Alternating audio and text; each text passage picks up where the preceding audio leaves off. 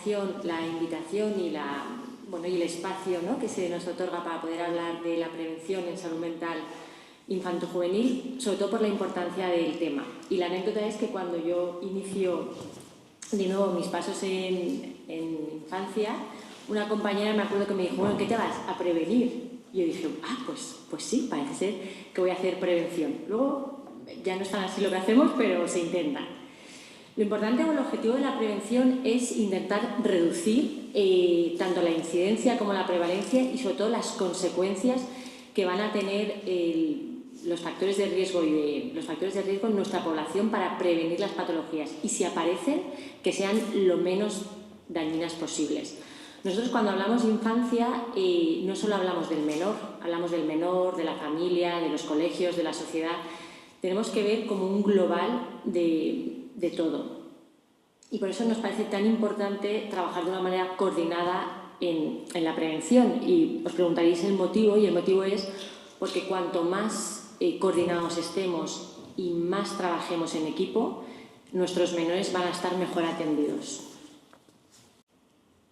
Es importante tener esto en la cabeza, sobre todo porque yo creo que para los profesionales que nos dedicamos a la salud mental o a cualquier especialidad que tenga contacto con la sociedad, es muy importante tener este concepto claro, porque cualquiera de nosotros que está aquí puede hacer prevención, puede detectar factores de riesgo, de vulnerabilidad o factores protectores en nuestros menores y en sus familias para poder hacer un trabajo en aras de una mejor situación. Lo digo por lo siguiente, porque los niños vienen de familias y estas familias viven en una sociedad, y el niño no solo es cuando nace, el niño ya cuando está cuando hay un embarazo ya hay que estar haciendo prevención. De hecho, hay programas de matronas que justamente hacen una entrevista para detectar psicopatología en las mamás para poder atender y prevenir cara a cuando nazca el niño, porque es muy importante ya desde intraútero hacer una buena vinculación con ese bebé. Lo digo por lo siguiente, porque nosotros como sociedad vemos como muy sencillo, ¿no? Nace el niño, se cría el niño, pero no es tan sencillo. Es muy importante tener claro cuáles van a ser las dificultades que nos vamos a poder encontrar a lo largo de todo el desarrollo de nuestros menores para poder hacer un trabajo con ellos. Y sobre todo por los datos que tenemos. En el momento actual, ya antes del COVID, estábamos viendo como un aumento en la prevalencia de los trastornos mentales graves en la infancia. De hecho, yo me encargo de la parte de la hospitalización en el clínico, y es una cosa exponencial. Cada vez atendemos a más menores en situaciones más graves y con un mayor sufrimiento. Y sobre todo yo, cuando lo concibo así o cuando los veo, pienso: ¿cuánto sufrimiento ha habido previamente o qué no hemos podido detectar como sociedad, como médicos, como profesores, para que hayamos llegado a esta situación? Habrá situaciones o habrá factores en los cuales no vamos a poder intervenir, pero en los que sí que podamos intervenir, tiene que ser muy importante que tengamos esa lupa y esa mirada. Sobre todo porque, como hablaba antes el compañero, el suicidio es la principal causa de muerte en la adolescencia. Aquí habla de los países subdesarrollados, pero ya actualmente, luego el doctor Aguilar nos lo podrá matizar mejor, es la primera causa antes de los accidentes de tráfico. Y un 13% de los niños y las niñas en Europa se sienten solos o están preocupados, un alto otro porcentaje está preocupado por situaciones de acoso, se sienten solos. Aquí no lo menciono, pero sí que es importante que tengamos en cuenta la soledad en esta sociedad y sobre todo pospandemia, y cómo esto puede afectar a la mente de los menores por esa situación de no arraigo, de desvinculación, y cómo las nuevas tecnologías pueden ser una herramienta, por un lado, positiva, pero por otro lado hay que prevenir también ese uso en los chavales. Si nos fijamos en el plan de salud de la OMS, habla en todo momento de cuáles son los determinantes en salud mental, cuáles son los factores de riesgo, en qué nos tenemos que fijar, cuáles son las situaciones de vulnerabilidad para poder atender y poder prevenir. Dentro de la prevención, no lo he mencionado, hay diferentes tipos de prevención. Para mí lo más importante en infanto-juvenil es la promoción o prevención primordial, es las del inicio. O sea, ¿qué estamos viendo en toda la sociedad para poder ayudarles a tener una sociedad mejor, una sociedad más sana? Porque la salud mental es, yo siempre lo he pensado, es como la gran olvidada de las especialidades. Y a mí como especialista me da mucha pena porque al final hay muchísimo sufrimiento. Yo siempre lo digo, somos la especialidad que nadie quiere, pero que todos nos quieren a su lado. Porque si pensamos en todas las personas que tenemos a nuestro alrededor, todo el temor, el sufrimiento y todo lo que conlleva una patología mental, es toda una desestructuración de la vida, es todo una ruptura en la biografía y sobre todo en población infantil y en adolescentes, que es cuando el 50% de las patologías mentales surgen en la adolescencia y a veces significa una ruptura de la biografía, con todo lo que ello conlleva a nivel social, de relaciones, familiares. Cuando hablamos de determinantes de salud o lo que nos tenemos que fijar a la hora de poder prevenir, es muy importante cuando tenemos a un menor o a una familia delante ver cuáles son los factores de riesgo que presentan y cuáles son los factores protectores. ¿Para qué? Preguntaréis. Para potenciar el factor protector e intentar trabajar sobre los factores de riesgo. No es lo mismo atender una familia con una situación económica tranquila que una familia que ya nos la ha derivado los servicios sociales porque su situación económica no es la mejor. ¿Qué pensáis? Probablemente el menor que esté viviendo en esa familia vulnerable, vamos a tener que poner más miradas en él justamente para prevenir las cosas que sí que podamos prevenir, desde la política, desde la sociedad, con herramientas que le permitan tener una buena infancia. Ahora, por ejemplo, estas últimas semanas estamos atendiendo pacientes exiliados de la guerra. ¿Podemos cambiar la guerra? Bueno, eso ya es un tema que no voy a meter, pero sí que podemos prevenir. Yo justamente hoy he atendido a una paciente y yo no me estaba pensando en la paciente, estaba pensando en el acompañante, que era una menor que me estaba ayudando a hacer la traducción. Era una menor que también venía de una situación de guerra. Eso es hacer prevención, es hacer el check, ver qué factores protectores tiene esta menor, qué factores de riesgo hay y brindarle la ayuda, que sepan que está ahí, que sepan que cualquier espacio es bueno para poder escucharles y atenderles. Los estudios lo que nos demuestran es que cuanto más prevención hagamos y cuanto antes empecemos, menor va a ser la consecuencia. Es decir, si tú, por ejemplo, eres un adolescente que tiene un estado mental de alto riesgo, desde el inicio ya lo estás poniendo las herramientas, no farmacológicas, a lo mejor intervenciones psicosociales, nos va a permitir que si la enfermedad llega, que si finalmente este estado mental de alto riesgo acaba desarrollando una esquizofrenia, que esa esquizofrenia tenga un trabajo previo y también un acompañamiento. Son enfermedades realmente duras a nivel humano. Para mí he atendido familias muy rotas por la patología de sus hijos. Tener un hijo a lo mejor con una patología mental es muy duro. Es muy duro cualquier patología, ¿no? Aquí cada uno tira para su casa, yo tiro para la mía. Es verdad, son situaciones muy complicadas de manejo y muy poco entendidas por la sociedad, porque hablaremos del estigma y la importancia de hacer también un trabajo a nivel de sociedad en contra del estigma en salud mental. Porque cuanto menos estigmatizado esté o cuanto más se hable de salud mental, más fácil va a ser para nuestros adolescentes el poder pedir ayuda. Si nosotros pensamos que la enfermedad mental es algo, no me malinterpretéis, pero turbio, ¿no? Que no se puede hablar, que eso solo le pasa a unos cuantos, va a ser muy difícil que tú pidas ayuda. Si podemos empezar a hablar en las escuelas, en la comunidad, en estos foros, ¿no?, de la salud mental y de lo importante que es, probablemente sea más fácil que nos consulten y que nos digan: me está pasando esto, vamos a ayudarte a poder gestionar este momento vital.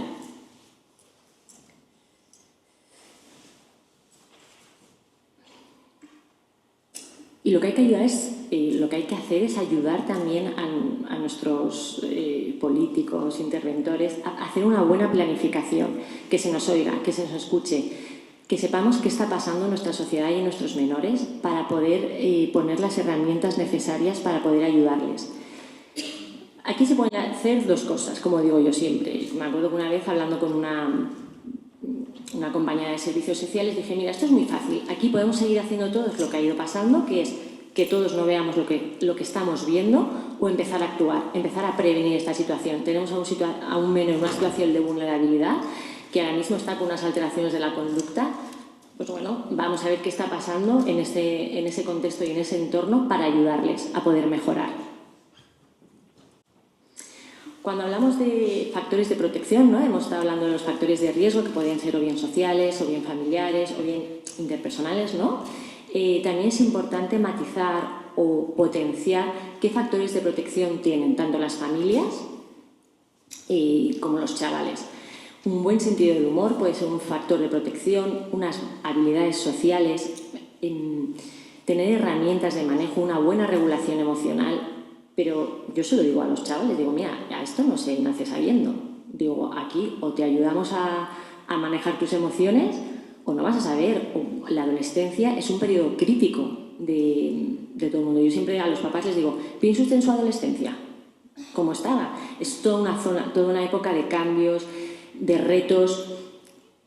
Si ahí prevenimos, ayudamos y estamos con una lupa viendo qué es lo que le está pasando, le vamos a poder ayudar a gestionar esa crisis mucho mejor que si aquí no pasa nada, esto se le va a pasar, entra dentro de lo normal. Habrá cosas normativas, obviamente, y que tengamos que mirar muy por encima, pero habrá situaciones en que tengamos que poner un mayor foco. Para hacer promoción y protección, lo que dicen, lo que se recomienda o lo que sería lo ideal, sería hacer un fomento o potenciar lo que hablábamos, ¿no? Los atributos individuales, reconocer de forma temprana cuáles son las dificultades de los menores y de sus familias, las condiciones de vida y la situación, y por eso es tan importante también la coordinación, el estar todos coordinados para saber en qué situaciones están viviendo. Crear interacciones positivas, tanto dentro de la sociedad, de los colegios. Cuando hablamos de los porcentajes, hay un alto porcentaje de menores preocupados por el acoso escolar. Y eso está ahí, y está en los colegios, y ocurre, y los críos lo pasan mal. Entonces, tenemos que formar a los profesores y a los docentes para que estén atentos a estas situaciones, para que se puedan ayudar. Tenemos protocolos que se activan, hay situaciones que mejoran. Pero tanto el acosador como el acosado lo pasan mal y el alrededor. Entonces, miremoslo, potenciemos la prevención. Y que todo el mundo tenga el derecho a las mismas oportunidades. Eso es lo que va a fomentar y a prevenir. Cuando hablamos de intervenciones en salud mental infanto-juvenil, hablamos ya desde el embarazo, en consultas de las matronas, en el perinatal, ¿no? O sea, ya desde el embarazo hacer unas buenas vinculaciones, pero no solo con la mamá, sino con el papá, con el nuevo concepto de familias que estamos teniendo, ¿no? Menores a lo mejor pues que vienen de una situación de acogimiento. Hay que trabajar con esas familias para poder hacer un buen engranaje de la situación. En el cuidado prenatal hay menores que es verdad que tienen, bueno, pues una buena salud, que van al pediatra solo las revisiones puntuales, pero hay menores que no es así y hay menores con un grado de discapacidad muy elevado. Hay menores que es muy difícil su crianza. A esas familias hay que ayudarles para poder hacer una buena parentalidad, ¿de acuerdo? Hacer intervenciones en atención temprana, siendo detectores de las patologías más frecuentes en la infancia a nivel de salud mental. Hay que intervenir, como decíamos, en las escuelas, en la comunidad. Cuando nos referimos a la comunidad es pues, en estos asociaciones, campamentos, ¿no? Cualquiera puede ayudar y acompañar a nuestros menores, pero para eso hay que entrenar. Y hay que entrenar tanto a los profesionales, a los docentes, como a los propios chavales, en habilidades sociales, en educación mental, de la emocionalidad, que entiendan lo que les pasa, en el tema del consumo, en el tema también del consumo de las redes, ¿no? Esto que es, hay veces que, bueno, pues es importante que se tenga en cuenta, sobre todo porque un mal uso de las redes sociales puede ser muy dañino para nuestros chavales. Está justificadísimo en diferentes estudios que hacer una buena prevención y un buen trabajo va a ayudar tanto al niño o a la niña o al adolescente como a sus familias a estar mejor. Y esto va a repercutir de forma favorable en la no asistencia a, por ejemplo, a urgencias, el poder hacer una mejor inversión del tiempo y de los recursos. Porque si no, cuando vienen a nuestras consultas de salud mental infanto-juvenil, la situación está muy agravada. Si tú has podido hacer un trabajo preventivo y has podido hacer una elaboración previa, digamos que la cosa es más suave. ¿Vale? Lo importante que tengamos en claro es que las intervenciones preventivas funcionan, que hay que intervenir donde están los menores, que hay programas instaurados a nivel internacional y nacional que están funcionando y que están funcionando bien. Se están creando en las escuelas programas de intervención y prevención, de prevención para los chavales, que a nivel internacional esto lleva instaurado mucho tiempo y es porque está dando buenos resultados. Lo importante no es que cambiemos a las personas, es que ayudemos a las personas a tener una mejor salud mental y a tener una buena calidad de vida.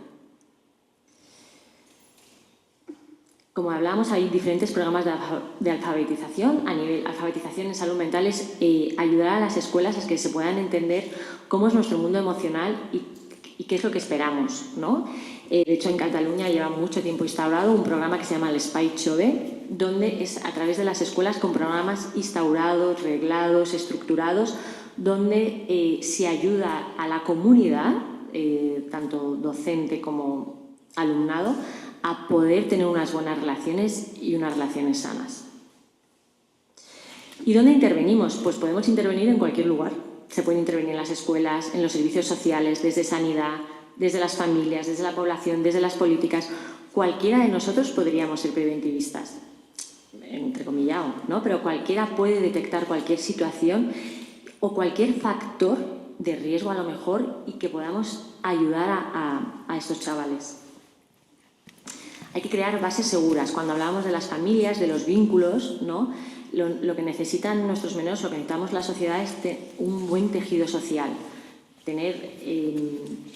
Yo a veces echo de menos porque en los pueblos antiguamente estaba, que esto no es de infancia, es de la otra etapa de la vida, de la vejez, ¿no? Pero en los pueblos cuando se juntaban la gente a hablar era una manera de prevenir, porque era una manera de compartir, de acompañar, ¿no? Entonces, cambia la sociedad, cambia la forma en que nos relacionamos y, por tanto, factores protectores que estábamos teniendo ya no están. Hay que potenciarlos porque funcionaban. Los que no funcionaban hay que retirarlos, pero lo que funciona hay que mantenerlo. Esto es lo que hablamos, que hay que promover en las escuelas la prevención con programas, ayudar a nuestros docentes a estar también formados. La parte formativa es muy importante en prevención porque uno, si no sabe, tiene que tener una serie de conocimientos para poder detectar las cosas. Y en los centros de salud tenemos que hacer un trabajo muy coordinado con los centros de salud mental infanto-juvenil. De hecho, la Red Europea de Promoción en Salud Mental aboga por una paternidad acogedora, responsable y sensible, dando el apoyo a estas familias para poder hacer un buen trabajo con ellas. Y ya para acabar, en el Plan Valenciano de Salud Mental, el último, el 2024 y 2027, de sus 9 líneas estratégicas, algo esperanzador es que de 88 puntos, 62 de ellos hablan tanto de forma directa como indirecta de prevención. Es decir, tenemos que tener en nuestra cabeza la promoción en salud mental, sobre todo en salud mental infanto-juvenil, porque va a ser el futuro.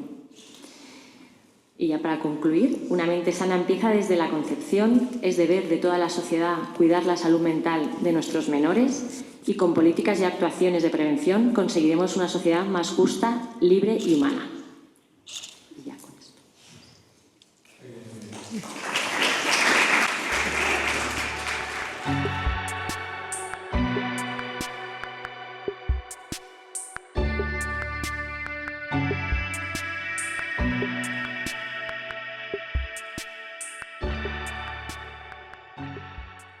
Normalmente se comienzan las intervenciones con un conflicto de interés o con los conflictos de intereses, ¿no?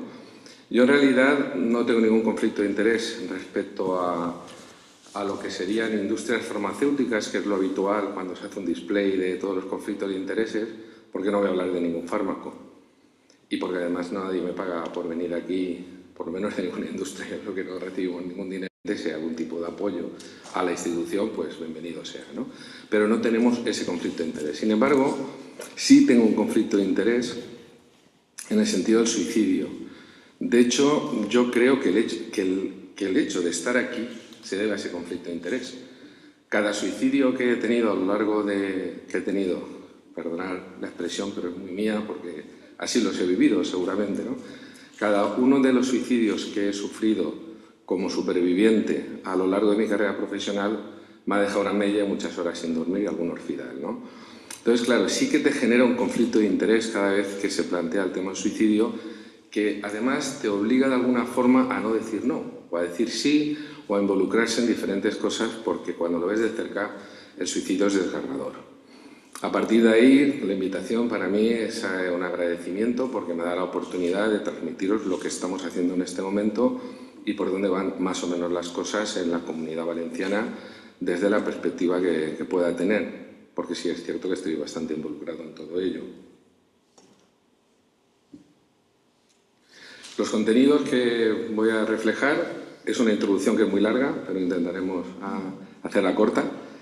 Luego hablaremos de lo que suponen las tres prevenciones tal y como normalmente se entiende en nuestro ámbito, que es la prevención universal. Luego pasaremos a explicar qué es, la selectiva, la indicada, y algo que me parece crucial, y ya por ello quiero dejarlo claro desde un primer momento, pero quiero que os quedéis con esta palabra, con la palabra posvención, porque no existe y debería existir, ni en la Comunidad Valenciana ni en casi ningún sitio de España. Solamente los sitios más avezados tienen programas. Y sí que existen algunas cosas que también las recogeré, pero muy por debajo de lo que supondría cualquier programa medianamente razonable de la posvención. Luego acabaremos con unas conclusiones. Primero, un aviso para navegantes. Cuando veáis tasas de suicidio o suicidios completos, consumados, que decimos, ¿no?, en un año determinado, siempre mirarlo con un poco de prevención. Hay que mirarlo de una forma longitudinal, hay que tener en cuenta la trayectoria muy global, porque durante una serie de años hemos tenido un aumento hasta el pico de 4.227 suicidios en el 22. Este año ha bajado, el 23, que son los últimos datos que tenemos, ha bajado un poco, pero lo que está muy claro es que no tenemos una estrategia a nivel nacional, porque estos datos son de suicidios consumados a nivel del país, que podamos decir que es mínimamente eficaz. De hecho, ha ido subiendo. El récord lo tuvimos en el 2022 con toda nuestra infraestructura, con todo lo que se ha desarrollado de investigación, con todo lo que se ha desarrollado planes de salud mental y específicos del suicidio. En el 22 hicimos el récord de suicidios. No es una historia de éxito, y cualquiera que quiera contar aquí una historia de éxito creo que se equivoca en términos de suicidio consumado. Si hablamos de buenas iniciativas, de cosas que hay que hacer, y de suicidio en términos también de tentativas, es otro tema, y eso lo podemos debatir. Pero en términos de suicidio consumado, sencillamente no es una historia de éxito. Los datos en concreto de la Comunidad Valenciana son estos, para que os hagáis una idea. Son datos pues potentes, pero ni más ni menos que más o menos la media de España. No nos vamos mucho. En este caso tenemos unas tasas de suicidio más o menos de 8,2, dependiendo del año, 7,6, 7,8, da igual. Ya digo que puede variar de mínimamente, y lo que es la trayectoria, que ahora hablaremos un poquito de la trayectoria y veréis como que tengamos un poco más o tengamos un poco menos, no nos cambia un poco el panorama. Sabéis seguro, pero por si acaso lo recuerdo, que es como una ratio de 2,5 a 3 veces por cada suicidio de mujer los suicidios de los varones. Muy pocos países en el mundo se escapan de esta tendencia, pero es una tendencia que probablemente cambiará. Yo en realidad no es que sea yo adivino, pero tengo la sensación de que sí, conforme hay una serie de cambios, en la sociedad también cambiará esta proporción. De hecho, pues estamos investigando también en ese sentido. Aquí tenéis algunos datos que son bueno, que os he intentado reflejar para que se vayan como quedando. Me interesa una idea que es la que más o menos estamos a nivel nacional en ese sentido, que en realidad hay algunas variaciones. Si miráis los datos que se ofrecen por cualquiera de las instituciones respecto al suicidio de la Comunidad Valenciana, veréis que hay variaciones, ¿no? Que en muchos casos al año siguiente puede cambiar las mismas estadísticas dentro de la misma línea general. Cuando decimos que la mayoría de suicidios se producen entre los 50 y 59 años, es verdad, es así. En varones la mayor parte de los suicidios se producen entre 50 y 59 años, pero no son las mayores tasas y conviene hacer una diferenciación. Tasa es número de suicidios consumados por 100.000 habitantes en un año. Y si miramos las tasas, los varones y las mujeres también, pero los varones más todavía, mayores de 79, de 85, según si miras estadísticas europeas, las personas muy mayores en ese sentido, por encima de 80, 85 años, tienen tasas brutales de suicidio. Brutales quiere decir 35, 40, casi siempre por encima de 30. Y eso nos debe hacer pensar, a nosotros nos hizo pensar mucho hace ya tiempo, y de hecho hemos hecho alguna publicación en ese sentido, porque dentro de los cambios sociales, que entiendo que muchos serán para bien, el cambio hacia la soledad de los mayores y algunos otros aspectos que podemos debatir si os interesa después, no es precisamente positivo en términos de lo que serían las tasas de suicidio. Por lo menos acompañando esos cambios sociales a una trayectoria y una situación socioeconómica X que cualquiera puede debatir. Por lo tanto, creo que es un tema que puede ser de interés. Se está dando un incremento que, por ello digo que no es precisamente una noticia como demasiado buena o una historia de éxito, ¿no? Pero sí que es verdad que este incremento ya apunta a que sea fundamentalmente en mujeres. Es un 17%, pero en mujeres es un 38%. Y si miramos la provincia de Valencia, un 45%. Yo, que soy un defensor de la prudencia a la hora de valorar las estadísticas de suicidio, creo que empieza a ser significativo porque además le veo un racional detrás, le veo una lógica y es algo que probablemente también podamos discutir qué implica unos cambios determinados en la sociedad de cara al rol que juega la mujer, las condiciones que tiene la mujer en la vida actual, en la sociedad actual. Hablo de España fundamentalmente y el tema del suicidio. Aquí veis, en el lado derecho estaría el margen de edad de mayor de 79 años y hablo de tasas, no es un poco más. Si miráis, es verdad que hay un pico entre los 50 y 59 años, pero hay una línea que se pierde hacia arriba describiendo lo que sería el suicidio de nuestros mayores, que luego sigue. Si prolongáramos eso hacia los 85 años, seguiría también. Aquí lo veis, que más o menos está así como un poquito más claro, y el de al lado es España, o sea que en realidad o el más claro es España y el de al lado la Comunidad Valenciana, o sea que en ese sentido estamos por ahí. Estos son datos que ya digo, pueden ser efímeros, entonces tampoco quisiera entrar.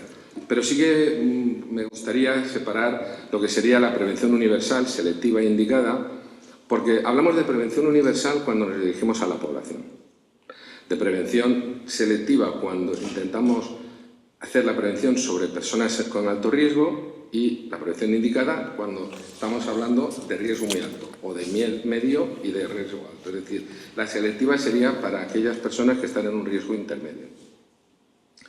Esta diapositiva lo que pretende describir es que lo que es la prevención hacia lo universal y hacia lo selectivo, es decir, sobre todo en el extremo izquierdo, que sería lo universal, va a recaer más sobre salud pública. Si nos vamos a la intervención más indicada sobre personas de muy alto riesgo, nos vamos a ir a la clínica. Y si nos vamos a la prevención, normalmente va a ser fundamentalmente clínica, más que en términos de salud pública. En toda esta prevención es importante, o me ha parecido importante destacar algunos elementos que quisiera ir adelantando. Uno son los programas multicomponentes, que luego describiré brevemente, el tejido asociativo, que es muy importante, en términos fundamentalmente de acompañamiento, supervivientes, etcétera, a eso me refiero con tejido asociativo, y el papel de la investigación, que muchas veces no es el que podría haber sido en la Comunidad Valenciana en términos de suicidio. Vamos a hablar de una serie de oportunidades. Yo, a pesar que he iniciado el discurso de una forma un tanto pesimista, diría yo, o realista, según se quiera ver, voy a hablar de oportunidades, porque a una mala noticia siempre hay que poner una buena cara e intentar, de alguna forma, transformarlo entre todos, ¿no? Una oportunidad es el Plan Valenciano de Salud Mental y Adicciones, 24-27. Ha nombrado Elvira algunas de las acciones. En concreto, quería señalar la oportunidad que supone los programas de la intervención que se está planteando con psicólogos a nivel de detección precoz en los colegios. Yo creo que es de una importancia brutal. Y el otro también es el mismo tipo de programas, pero ya más en cuanto a temas de educación socioemocional. No estamos hablando solo de detectar, que eso es bastante más experta Elvira que yo, pero no estamos hablando solo de detectar niños que puedan tener un mayor riesgo, sino que también vamos a trabajar en el sentido de la educación socioemocional, y ahora hablaremos un momento de eso. Porque, como yo lo veo, es que las oportunidades que nos puede dar en términos de prevención del suicidio no solamente debe abarcar el suicidio, sino la violencia contra la mujer, que no deja de ser otro tema gravísimo en España, que ha tenido un poco más de éxito que el suicidio, eso sí que es verdad, pero que sigue teniendo, estoy hablando de mujeres asesinadas, es un poquito mejor, cuanto que hay un poco menos, pero si lo miramos en cautelares que se han hecho o lo miramos en otros datos, lo que es el problema ha ido en aumento, o sea que tampoco es un gran éxito que tenemos ahí, pero bueno, no, a lo mejor no tan mal, no se está yendo tan mal como con el suicidio. Pero es que se puede trabajar conjuntamente y este es el punto, ¿no?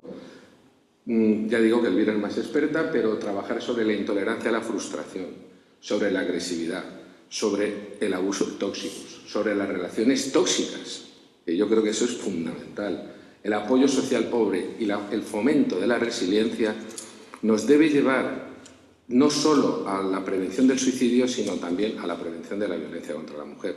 Porque muchos de esos problemas se comparten en ambas cosas.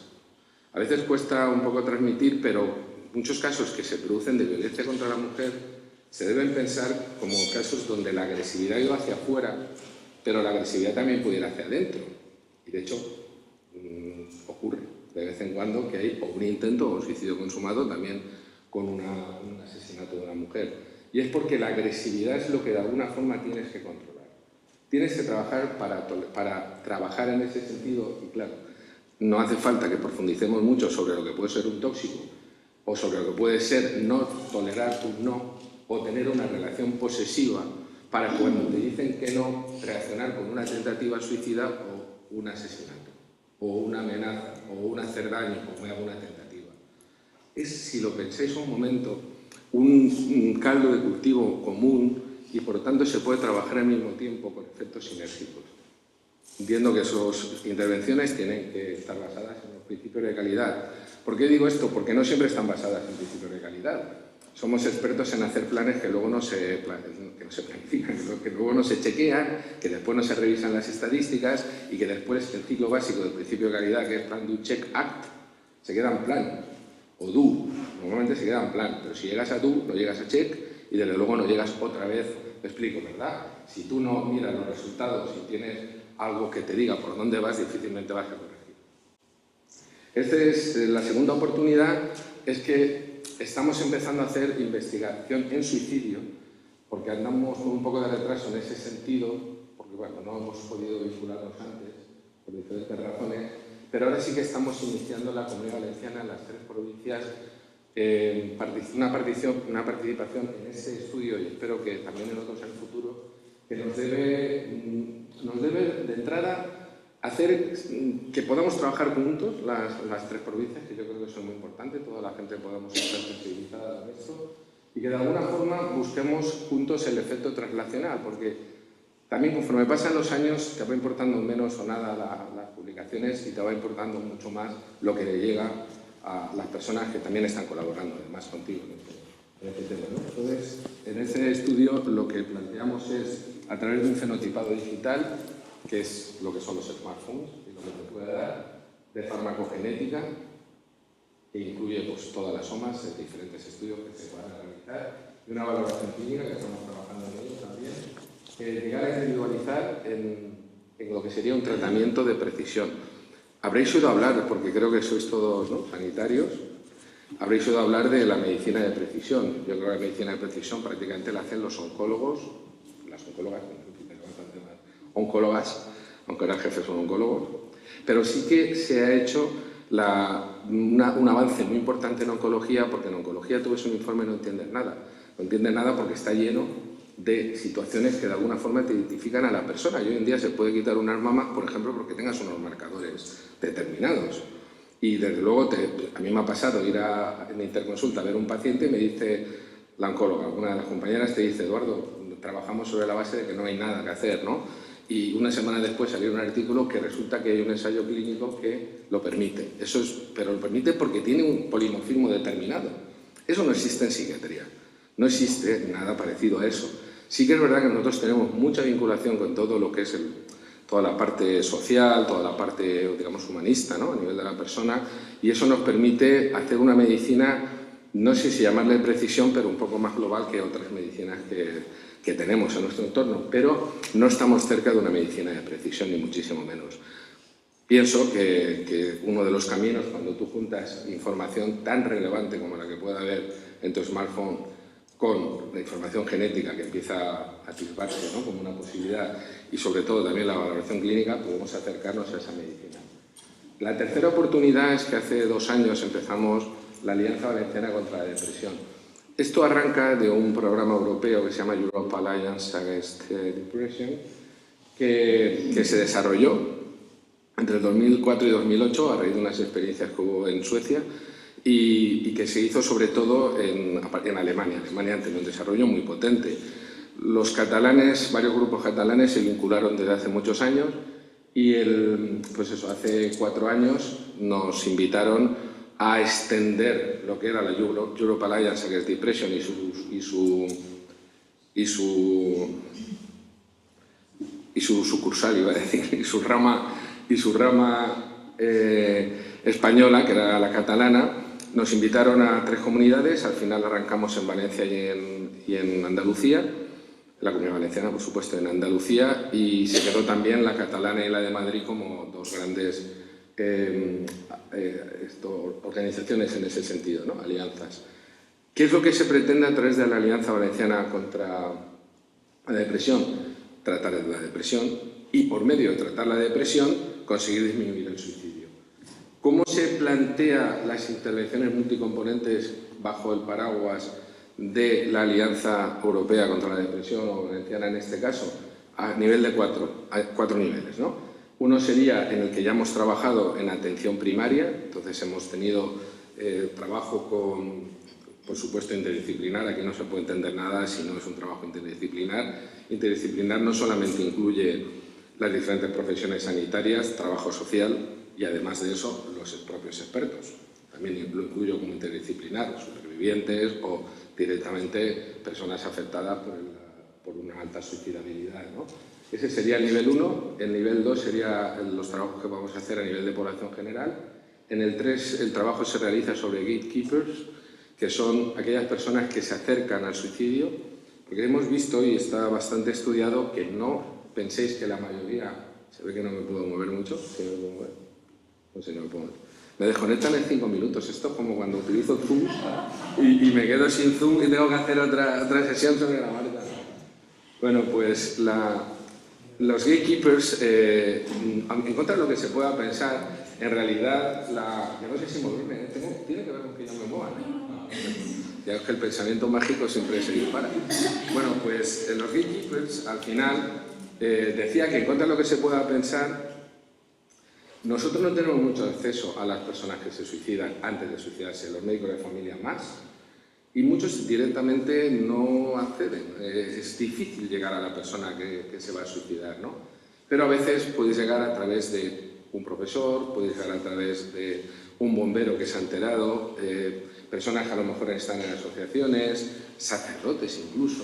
Es decir, personas que en un momento determinado van a tener esa posibilidad, que también hablaba antes Elvira, de prevenir por el conocimiento, es decir, porque saben qué está pasando, ¿no?, de alguna forma. Y en el nivel 4 trabajaríamos con pacientes y familiares, pero no sustituyendo la figura clínica sino desde el punto de vista de trabajo conjunto, del trabajo en ese sentido de nutrirse mutuamente, pero no sustituir la figura clínica del equipo terapéutico que esté trabajando con esas personas, ¿no? Ahí tenéis uno de los grupos y Dolors es una compañera que trabaja con nosotros en la Alianza Valenciana contra la Depresión, muy experta en términos de apoyo a los supervivientes,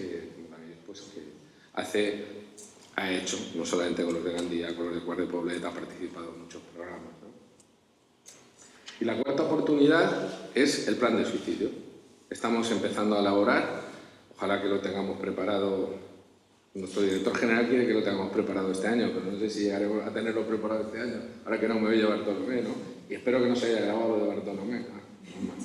Bueno, pues se corta eso hay que cortarlo de alguna manera, esto lo tenemos que arreglar, ¿eh?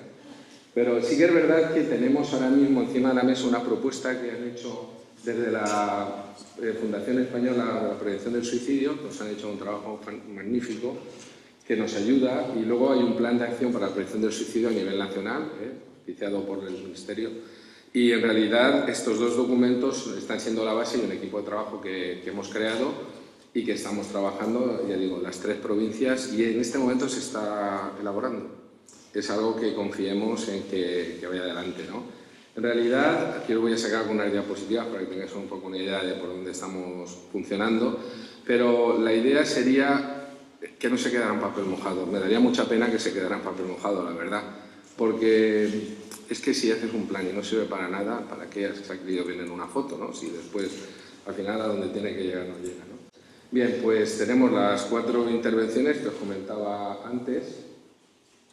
Y clásicamente lo que era la prevención universal sonará que era, me imagino, la restricción de acceso a medios. Es decir, tú vas al Golden Gate, al Empire State, a Puentes Altos en Madrid, al Micalet, subes y tú no tienes acceso a la barana, no tienes acceso a la barandilla tan fácil, porque hay una prevención ya, porque muchas veces las personas eligen esos sitios un poco simbólicos, ¿no? Y lo hacen el suicidio ahí, ¿no? Entonces sí que hay una prevención sobre por ejemplo, alturas, ¿no? En nuestro país hay muchas más cosas que podríamos hablar. En Estados Unidos hay mucho debate, están los que defienden el uso de las armas y los clínicos creo que nadie puede defender el uso de las armas, porque en realidad es uno de los elementos básicos en la prevención del suicidio, que tú no tengas una escopeta o para matar a alguien o para matarte tú, que también suele ocurrir lo mismo que comentábamos antes. En nuestro caso es militares, por ejemplo, retiramos las armas. Cazadores, retiramos las armas. Ese tipo de cosas es importante, pero ya son de alto riesgo. En general, sería algo así como que solamente las personas que haya una restricción general para el uso de armas. Me explico, ¿verdad? A nivel de universal. Bien, es muy importante las redes sociales y nosotros hemos publicado no hace mucho, está todavía en prensa, un trabajo sobre redes sociales y suicidio, de lo más interesante, la verdad. Porque las redes sociales es algo que le pasa como el ChatGPT, que hoy estaba hablando con una estudiante y me decía, la verdad, le he consultado el ChatGPT y me ha dicho que no sé qué, no sé cuántos y tal, que te estaba comentando. Digo, pues mira, está muy bien, la próxima vez consultámonos al ChatGPT porque veo que nos aclara mucho el ChatGPT este. Y es verdad que, bueno, hay que vivir como estamos y pensar que los adolescentes, que se ríe Elvira, no van a vivir con el TikTok y la ballena azul y todo este tipo de cosas, pues no es así. Pero también lo que veíamos en esa revisión es que también hay un lado positivo. Las redes sociales también hacen apoyo y nutrición a muchas personas. Luego, no todo es ni demasiado bueno ni demasiado malo, pero sí que es verdad que están ahí y que de alguna forma tenemos que entenderlas, ¿no? Para poder después ver qué hacemos. Muy importante también los profesionales a nivel de la comunicación.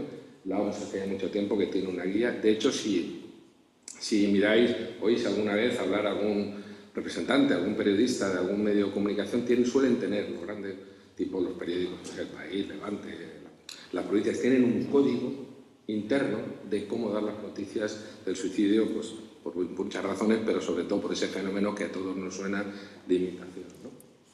El observatorio no es tan pretencioso, en muchos sitios hay un observatorio, nosotros no tenemos buenos datos.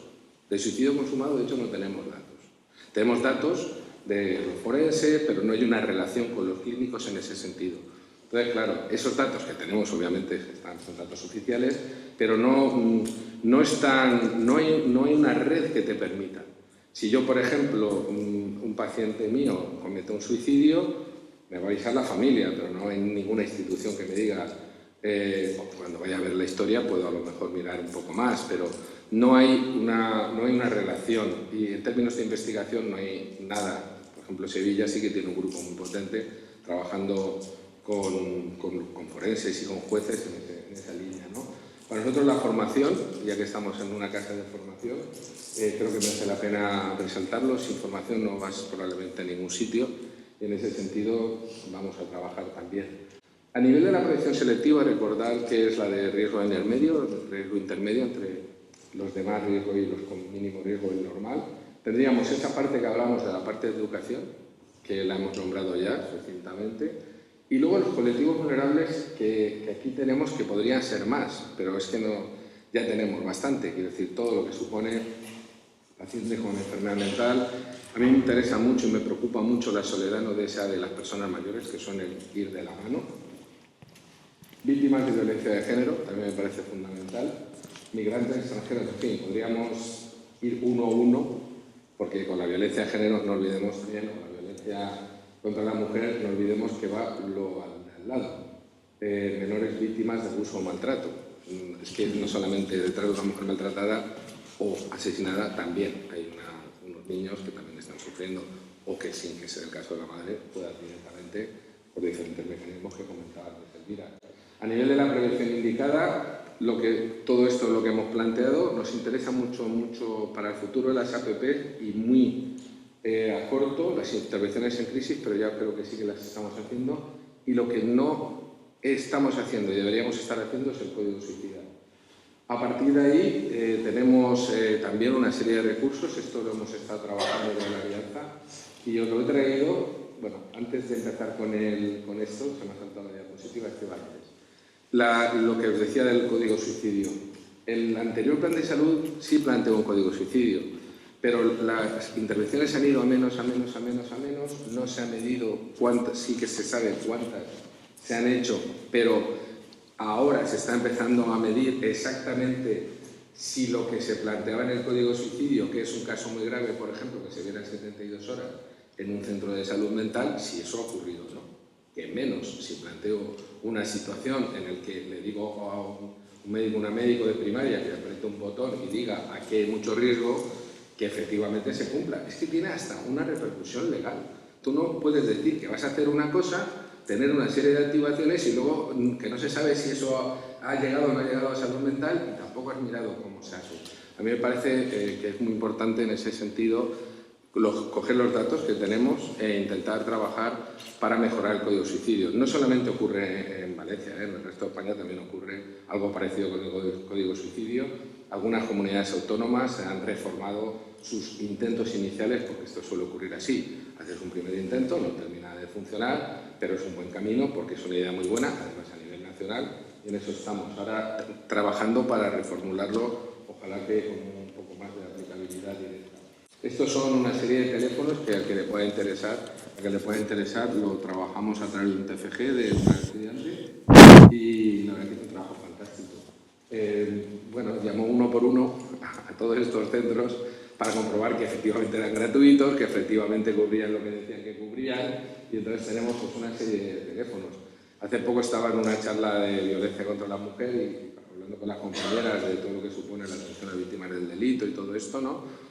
Les decía, es que nosotros no tenemos información vuestra, es que no nos sabemos ni los teléfonos que hay que llamar. Algunos sí que pueden tener algo de formación, pero no demasiada gente. Entonces, a veces se producen movimientos que son muy importantes, pero falta integración, falta coordinación y falta que los sanitarios, por ejemplo, conozcamos bien lo que está ocurriendo en la policía o, en este caso, los jueces, etc. Y que esto, que son, en realidad, pues el tejido asociativo que comentábamos, que son también profesionales, que de alguna forma están ofreciendo unos servicios y que esto estaba sin hacer hasta que lo hicimos, ¿no? Hace 3 años, cuando arrancamos con la Alianza Valenciana. Pero es que esos datos no se tienen, no están al acceso. Estoy seguro que no los tenéis ninguno de vosotros, ni ninguno de los del edificio de al lado, porque no son fáciles de acceder. Y eso es uno de los problemas que tenemos, ¿no? Y a lo mejor no sabemos ni que existen, o sí sabemos que existe FEAFES o que existe Samaritans in Spain, pues a lo mejor sí, pero este da su caminar, pues a lo mejor no. que poca gente sabe que después de un suicidio tienes un grupo de personas que también son supervivientes y que te pueden ayudar en ese sentido. Y aquí venimos a lo de la posvención, que es, si tuviera que lanzar un take-home message, lanzaría este. Esto es imprescindible y no se hace.